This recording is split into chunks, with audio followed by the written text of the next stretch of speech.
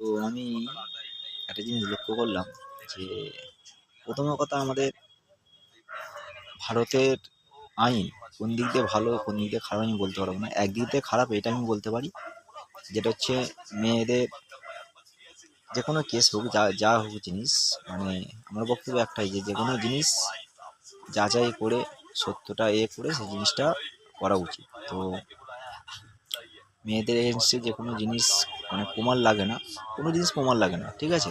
Case হয়ে যায় ইত্যাদি অনেক কিছু হয়ে যায়। তো প্রমাণ হওয়ার পর কী হয়, মেয়েটা মানে ছেলেটা নির্দোষ তখন প্রমাণ হয়।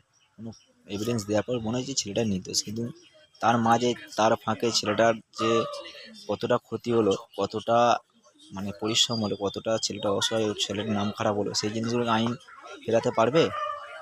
একটা ছেলে যে নাম খারাপ হলো একটা সেইগুলো আইন ফেরাতে পারবে?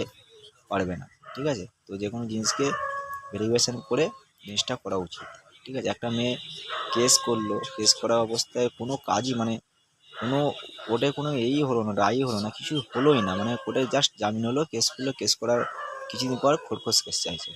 তো আমাকে আগে জিজ্ঞাসা করুক আইনি যে তুমি ঘর করতে চাও কি চাও না, কী কারণে তুমি ওকে টর্চার করো বা তুমি টর্চার করছো না, সেটা একটা প্রমাণ দিক বা প্রুফ দিক, কার দোষ দেখুক, তারপর তো কেসটা মানে কোর্ট থেকে নিয়ে করুক বা থানা থেকে নিয়ে করুক, কেসটা তারপর নেওয়া উচিত। তো মেয়েটা যখন কেসটা করতে গেলো, তার তো শুধু আমার ক্ষেত্রে নয়, সবার ক্ষেত্রে হয়, তার তো অন্তত থানা থেকে করুক বা কোর্ট থেকে নিয়ে করুক, এটা যাচাই করা উচিত যে এর এখন এই কেস করার পরে 1 মাস পর কেন খবর কেস খাইছে, কেন ছেলেটাকে কোর্টে হাজিরই করানো তোলাই হলো না, কোর্টে কোনো প্রশ্ন করা হলো না, কিছু করলো হলো না। তো তার কেন মানে তার আগে কেন এটা করা হচ্ছে, খবর কেসটা চার্জ মানে এইসব মেয়েদের এটাই বিজনেস, এইটাই ব্যবসা, ঠিক আছে? তো এই দিক দিয়ে আইন, ভারতের আইন খুব নোংরা, খুব জঘন্য। এই আইনটা খুব নোংরা, খুব জঘন্য। 1 মাস কেস চলাকালে কোনো কেস হলো না, কোনো মানে কি বলবো যে কোনো কোর্টে তুলে কোনো বিচার হলো না, কোনো কিছুই হলো না, জিজ্ঞাসাবাদ কিচ্ছু হলো না।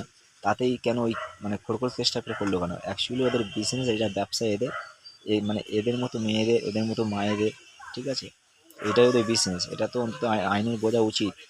এই মেয়েটা এই কেস করলো, আবার কেস মানে কেস মিথ্যে বলে তার এভিডেন্স আমার কাছে আছে। আমাকে জিজ্ঞাসা করুক যে সত্যি আমি ওকে মারধর করতাম কি সত্যি টর্চার করতাম, আমার কাছে এভিডেন্স সমেত আমি সেখানে দেখাবো, তারপর তো কেসটা করতে পারে। যে ওকে তখন করতেই বলে না, তুমি ওকে খোরপোশ কেস দিতে বাধ্য বা ও কেস করতে পারে।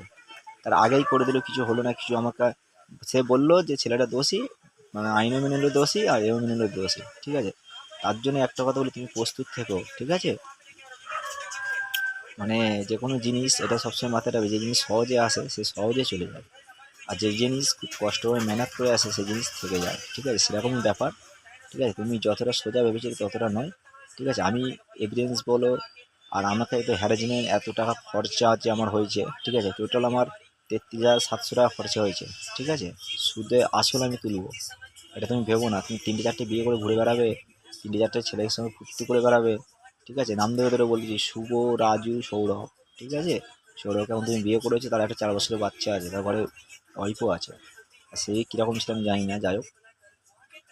তো আমি সুদে আসলে সব তুলবো, এটা চিন্তা করো না। সুদে আসলে বলতে কি, তোমাকে আমি টাকা নেবো না, ঠিক আছে? কারণ ওরা মেয়ে টাকা যে নিয়ে চলে গেছে, আমি বলবো আমার কোনো একটা অ্যাক্সিডেন্ট ঘটেছে, ঠিক আছে?